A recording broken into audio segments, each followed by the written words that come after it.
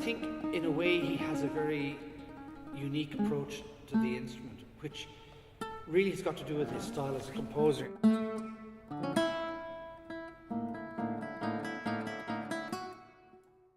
I worked a lot with Paul over 20 years ago, and one of the pieces that I'm playing today, which was written for me, the Sonata al Niente, was in fact, I think, the last piece that Paul wrote before he left for Japan. I will say that these four pieces are really about sort of the search into silence. And if you think about the guitar as an instrument, that the minute its string is plucked, the sound starts to decay. So, unlike a violin or even, a cello or a flute or even another percussive string instrument like the piano, which is much bigger and more resonant, the guitar is an instrument that really is all about decay. And so, in that sense, I think that the guitar suits Paul Hayes' musical temperament because he's always reaching into nothing. I mean, obviously the Sonata al Niente is, says that in its title, but you'll hear that in the piece as well. And 13 Little Things That Touch the Heart have, in fact, 13 silences in the music for people to contemplate. So silence plays a huge role in that piece. And you'll hear that the same in Non Fretta. And the other piece that I'm playing, which is Pre-Prelude for Morton Feldman, is actually a piano piece, which I've transcribed in the last month. And if you can imagine, it's typical Feldman-esque silence, and that's even pushed to a greater extent on the guitar because the notes die out quite quickly. But actually I thought that was very much in keeping with this whole notion of music reaching into nothingness, which seems to be a signature of Paul Hayes' compositional raison d'etre, His language often shifts from, if you like, the pitch-based music, in other words, music based on the pitches, to non-pitch based. So there always seems to be a transformation that takes place in his music, certainly in the guitar music, where the music disintegrates into silence. So there's a breaking down of the semantic construction that governs the beginning of the piece. Okay. So quite often, in that sense, it's very it has deconstruction at its heart. Can you give us an example of that process then? Well, if you take the opening of, if I can remember it here, the opening of Sonata al Niente.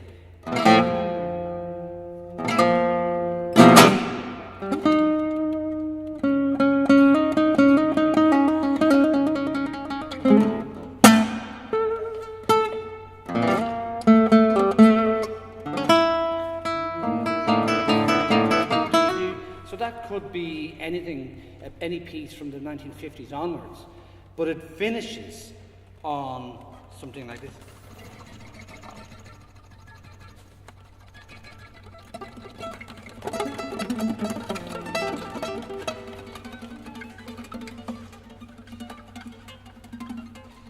So music as we know it has transformed into sound, into fractals of pitches that we had before. And the physical gestures are also dying away at the same time the volume is dying away. Oh, absolutely. The physical gestures getting less precise. So in many ways it's very zen.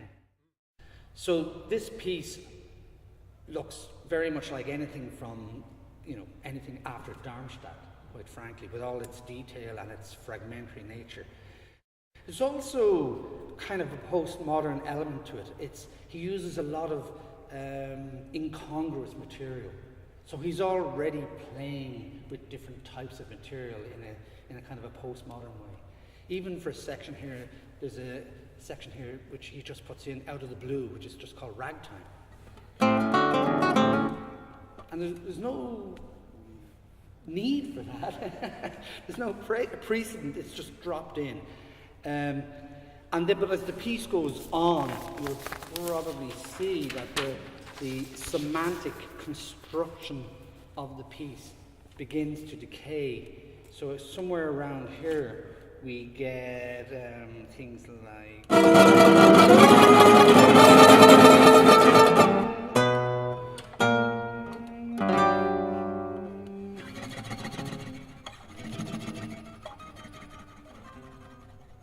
And later...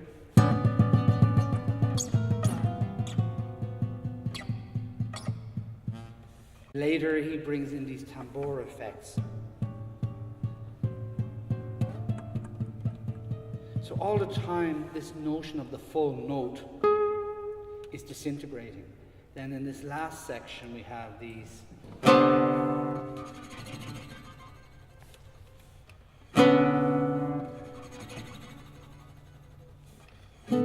So the entire journey is one where the deeply semantic nature of the opening disintegrates into pure sound. You can see I helped devise this notation, which this is the right hand and this is the left hand. Of course, al niente seems to be the leitmotif, really, and a lot of the pieces end like that.